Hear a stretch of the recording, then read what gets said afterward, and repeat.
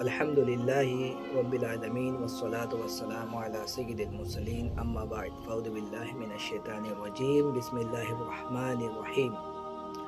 معزز دوستو ساتھیو، السلام علیکم ورحمۃ اللہ وبرکاتہ۔ امید کرتا ہوں آپ سب خیریت و عافیت سے ہوں گے انشاءاللہ تبارک و تعالی۔ حضرت عثمان غنی رضی اللہ تعالی عنہ نبی پاک صلی اللہ علیہ وسلم سے یہ حدیث روایت کرتے ہیں،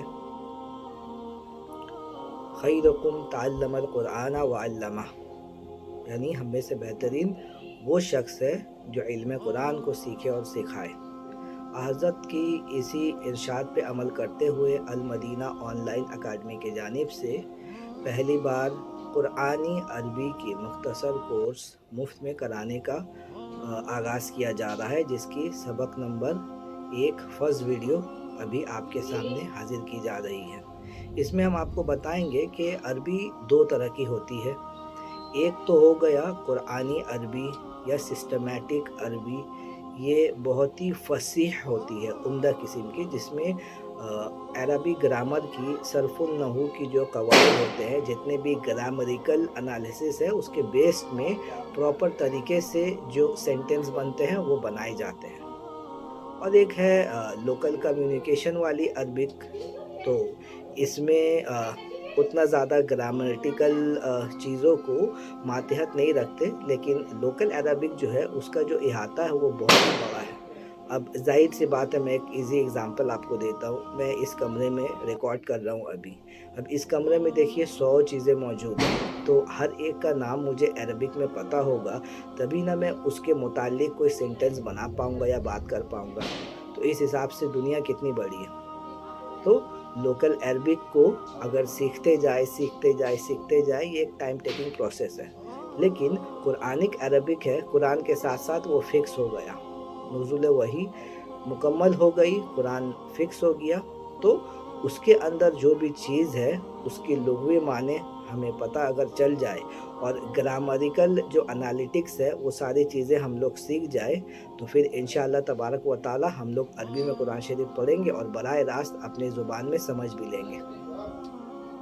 تو انہی تمام باتوں کو ذہن میں رکھتے ہوئے اس کورس کو ہم لوگ شارٹ ویڈیو کے فارم میں کروائیں گے، اور روزانہ انشاءاللہ کوشش کریں گے کہ کم سے کم ایک چھوٹی ویڈیو آئے، جس میں سب سے پہلے قرآنی حرفوں کے معنی سکھائیں گے، کیونکہ دیکھیے قرآنی جو معنی ہے، جو الفاظ استعمال ہوئے ہیں، با معنی لفظ استعمال ہوئے ہیں، ایک معنی کئی ہزار جگہ، کئی 100 جگہ استعمال ہوا ہے، تو صرف ایک یاد کر لیا تو کئی ہزار یا کئی 100 لفظ یوں ہی یاد ہو گئے، ہے نا۔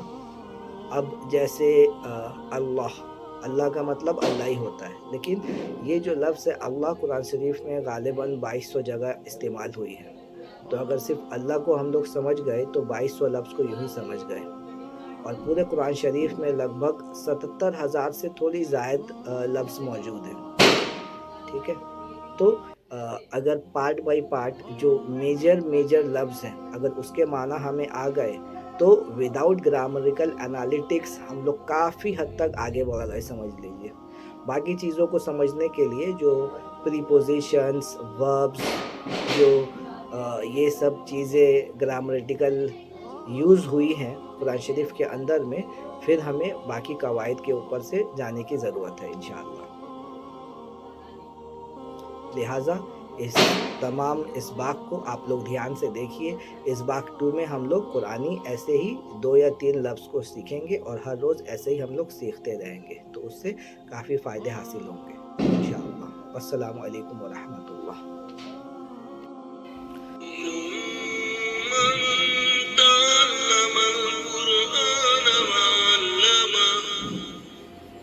بہترین شخص وہ ہے جو قرآن سیکھے اور سکھائے۔